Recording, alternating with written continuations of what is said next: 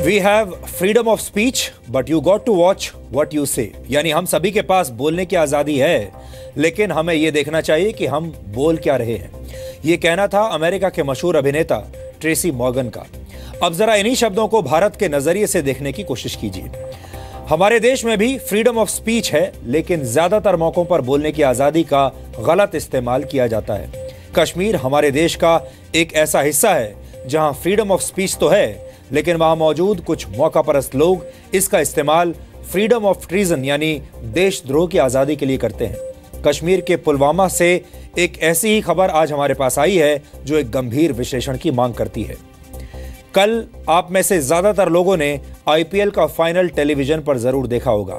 अब कल्पना कीजिए कि अगर आईपीएल के फाइनल मैच में भारत के राष्ट्रगान की जगह पीओके का एंथम गाया जाए और वहां पर स्टेडियम में आतंकवादियों के पोस्टर लगे हों तो आपको कैसा लगेगा। हो सकता है कि आपके शहर में ऐसा ना हो रहा हो, लेकिन कश्मीर में अब ये सब कुछ शुरू हो चुका है। घटना शनिवार यानी 20 मई की है, जब कश्मीर के पुलवामा में एक क्रिकेट टूर्नामेंट के फाइनल मैच से पहले पाकिस्तान के कब्जे वाले कश्मीर यानी पीओके का एंथम गाया गया। ऐसी भी खबरें हैं कि वहां पर भारत विरोधी नारेबाजी की गई। आपको ये जानकर हैरानी होगी कि मैच से पहले एक सेरेमनी भी रखी गई थी, जिसे बाकायदा फेसबुक पर लाइव स्ट्रीम किया गया। अब आप इस तस्वीर पर गौर कीजिए। ये उसी मैच के दौरान खींची गई है और इनमें पीछे की तरफ दो नकाबपोश लड़के हाथों में AK-47 लिए आतंकवादियों का पोस्टर लेकर खड़े हैं और उसी पोस्टर के सामने विजेताओं को दी जाने वाली ट्रॉफी रखी गई है। तस्वीर की बाईं तरफ आपको एक व्यक्ति का हाथ नजर आएगा। वो व्यक्ति अपने हाथों में सेल्फी स्टिक लेकर खड़ा है और अवार्ड जीतने वाला खिलाड़ी कैमरे के सामने बहुत खुश होकर पोज कर रहा है, फोटो खिंचवा रहा है। आज हम सब के मन में सवाल यह है कि भारत के ही एक हिस्से में ऐसी हरकतें होती रहीं और वहां की राज्य सरकार को इसकी कानो कान खबर तक नहीं थी।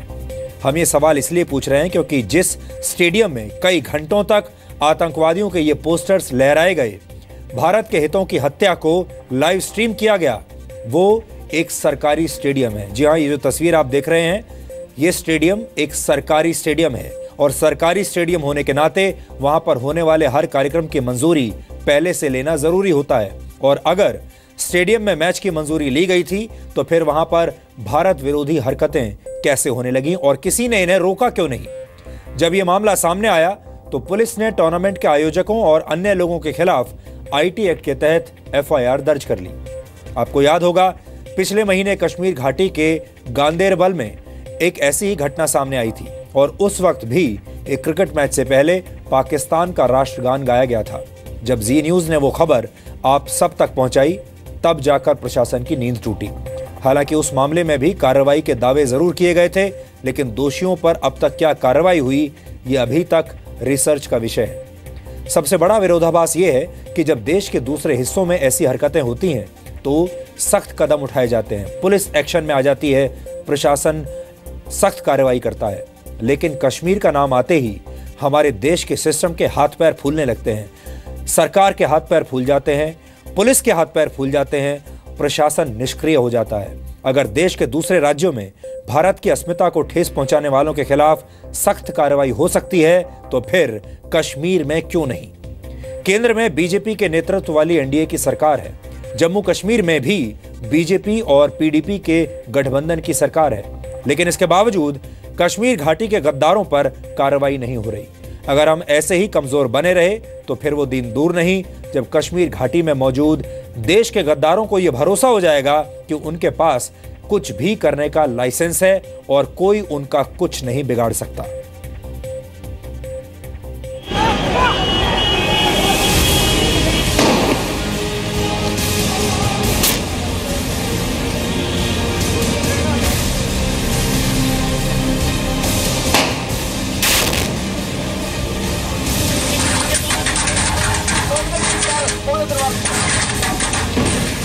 पहले पत्थरबाजों ने कश्मीर में पाकिस्तान के लिए मोर्चा संभाला।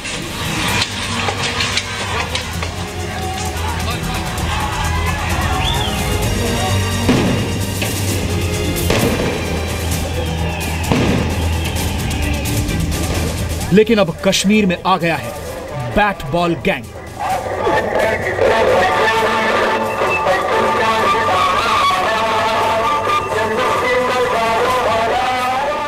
जो वहाँ के कमांडर्स हैं, जो फोर्सेस हैं, वो इस चीज़ को संज्ञान में लेंगे और देखेंगे उसके ऊपर क्या एक्शन हो सकता है आने वाले टाइम में।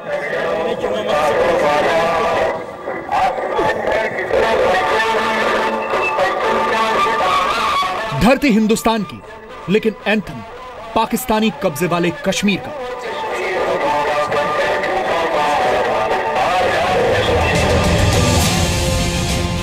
कश्मीर में पिछले कुछ दिनों में पाकिस्तान का गुणगान करने वाले गैंग की संख्या तेजी से बढ़ रही है। तस्वीरों में आप जिन खिलाड़ियों को नीले रंग की जर्सी पहने हुए देख रहे हैं वो कश्मीर के हैं, लेकिन पीछे जो आवाज आ रही है वो पीओके का एंथम है।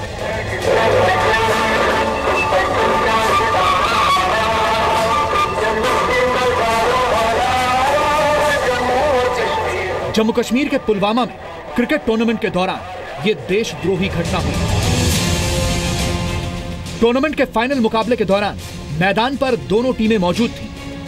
पहले देश विरोधी एंथम बजाया गया। इसके साथ ही मंच पर आतंकवादियों की तस्वीरों वाला पोस्टर लगाया गया था।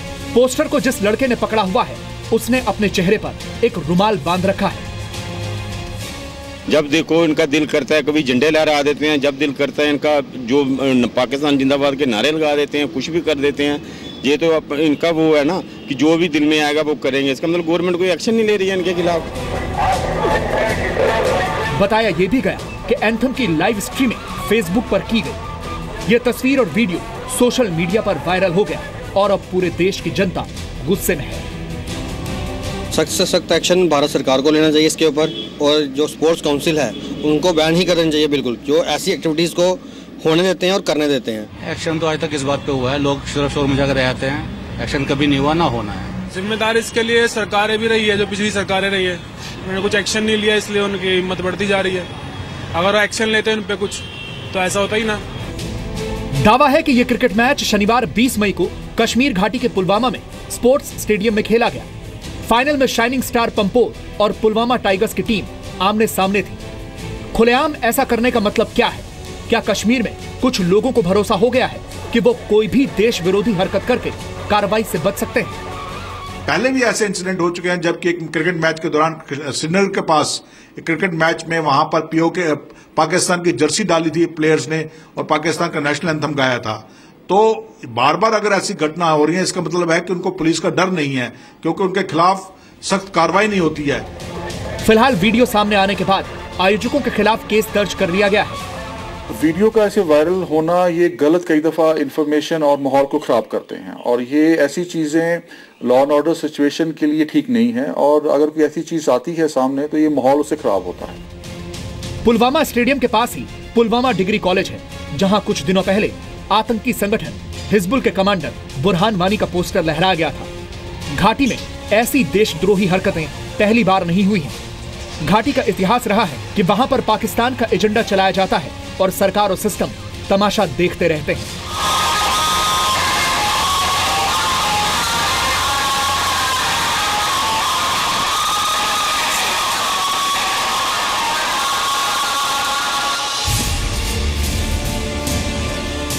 पिछले महीने ही पाकिस्तानी टीम की हरे रंग की जर्सी पहनकर कश्मीरी क्रिकेट खिलाड़ियों ने पाकिस्तान का राष्ट्रगान गाया था।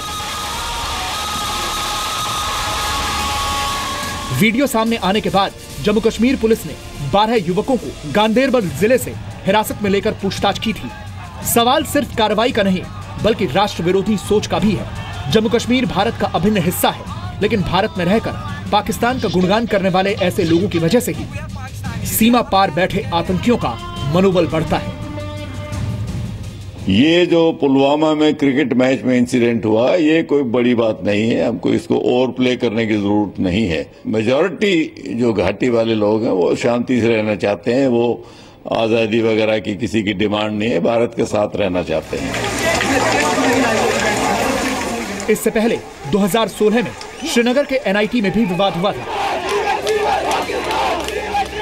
31 मार्च 2016 को वर्ल्ड T20 में भारत और वेस्टइंडीज के बीच खेले गए सेमीफाइनल में भारतीय क्रिकेट टीम हार गई थी, जिसके बाद स्थानीय छात्र भारत की हार का जश्न मना रहे थे। जब गैर कश्मीरी छात्रों ने इसका विरोध किया तो दोनों गुटों के बीच हाथापाई हो गई।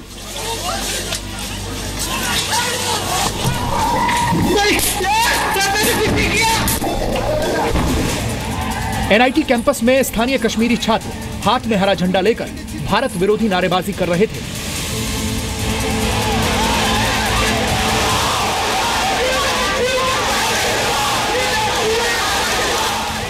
जबकि NIT में पढ़ने वाले दूसरे राज्यों के छात्र हाथों में तिरंगा लेकर भारत के पक्ष में नारे लगा रहे थे। ये चिंताजनक हालात की तरफ इशारा करते हैं, जिस पर कड़ा एक्शन लेना अब जरूरी है। राष्ट्रवाद को एक तरह से मटियामेट कर दिया और कश्मीर के हालात इतने बदतर कर दिए कि आज वहाँ पर खुले आम POK का राष्ट्रगान गाया जा रहा हो। ऐसी हालात में सरकार को सोचना चाहिए। अंतर्दृष्टि से, अंतर्ज्ञान से हम लोग कह रहे हैं, उस बात से सारी जनता जो कह रही है उसकी बात से सोचते हुए कि कश्मीर को सुधारने की ज़रूरत है, कश्मीर को ठीक करें। कश्मीर बहुत ही गंभीर स्थिति में है। यह बहुत ही निंदनीय है और सख्त कार्रवाई की जाएगी। देखिए, अभी आप अलगाववादियों पे लगातार केंद्र सरकार कार्रवाई कर रही है और यह पाकिस्तान के बहकावे में, उनके उकसाने में इस प्रकार की जो घटनाएं हो रही हैं, हमारी सरकार बहुत ही गंभीर है और कठोर से कठोर कार्रवाई की भी जा रही है और की भी जाएंगी भी। ये तस्वीरें देखकर आपको भी गुस्सा आ रहा होगा, लेकिन कश्मीर के हालात दिखाने के लिए इन वीडियोस को देखना जरूरी है, क्योंकि सवाल ये भी है कि जब देश के किसी भी हिस्से में देश विरोधी काम करने पर कार्रवाई होती है तो कश्मीर में इस कानून का पालन क्यों नहीं होता। ब्यूरो रिपोर्ट, जी मीडिया। पुलवामा उसी दक्षिण कश्मीर का हिस्सा है जहां सबसे ज्यादा हिंसक वारदातें होती हैं। दक्षिण कश्मीर का एक ऐसा ही इलाका अनंतनाग है जिसे आतंकवादियों का स्वर्ग माना जाता है, लेकिन आज उसी अनंतनाग से हमारे पास कुछ ऐसी तस्वीरें आई हैं जो पुलवामा के पाकिस्तान परस्त लड़कों को शर्मिंदा कर देंगी। अनंतनाग से पुलवामा की दूरी सिर्फ 39 किलोमीटर है, लेकिन इतनी कम दूरी होने के बावजूद पुलवामा और अनंतनाग के लड़कों की सोच में जमीन आसमान का अंतर है। अनंतनाग की इन तस्वीरों में आप जिन बच्चों को देख रहे हैं वो भी एक खेल का हिस्सा थे। फर्क सिर्फ इतना था कि ये बच्चे ना तो पाकिस्तान के कब्जे वाले कश्मीर का एंथम गा रहे थे और ना ही इनकी जुबान पर पाकिस्तान का राष्ट्रगान था। 20 अलग अलग टीमों में शामिल ये सभी बच्चे अपने देश की खुली हवा में फुटबॉल खेल रहे थे। आमतौर पर फुटबॉल को द ब्यूटीफुल गेम भी कहा जाता है और आज इन बच्चों को देखकर यह भरोसा कायम होता है कि द ब्यूटीफुल गेम की ही तरह इनकी सोच भी काफी खूबसूरत है, जिनसे पुलवामा के लड़के कुछ शिक्षा ले सकते हैं। कश्मीर में जो कुछ भी हो रहा है वो एक प्रकार का वैचारिक आतंकवाद है जिसे पाकिस्तान ने पाल पोसकर बड़ा किया है, लेकिन जो लोग अब भी पाकिस्तान के रक्त चरित्र को नहीं पहचान पाए हैं उन्हें आज एक पाकिस्तानी विद्वान द्वारा कही गई बातों के बारे में बताना बहुत जरूरी है। इस व्यक्ति का नाम है परवेज हुडभॉय, जिन्होंने पाकिस्तान के डॉन अखबार में एक लेख लिखा है जिसका शीर्षक है कश्मीर हार्ड चॉइसेस ओनली। आज इस लेख का जिक्र करना इसलिए जरूरी है ताकि भारत में मौजूद पाकिस्तान के भक्तों और अलगाववादियों को कुछ सद्बुद्धि मिल सके। लाहौर और इस्लामाबाद में मैथमेटिक्स और फिजिक्स पढ़ाने वाले परवेज ने अपने लेख में जिन शब्दों का इस्तेमाल किया है, पहले आपको उन पर आज गौर करना चाहिए। और मेरे हाथ में वो लेख मौजूद है जो परवेज ने लिखा है, Kashmir hard choices only.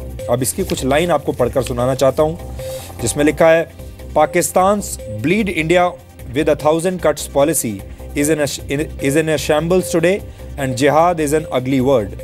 Pakistani diplomats who represent Pakistan's position in the world's capitals know that world doesn't care about Kashmir.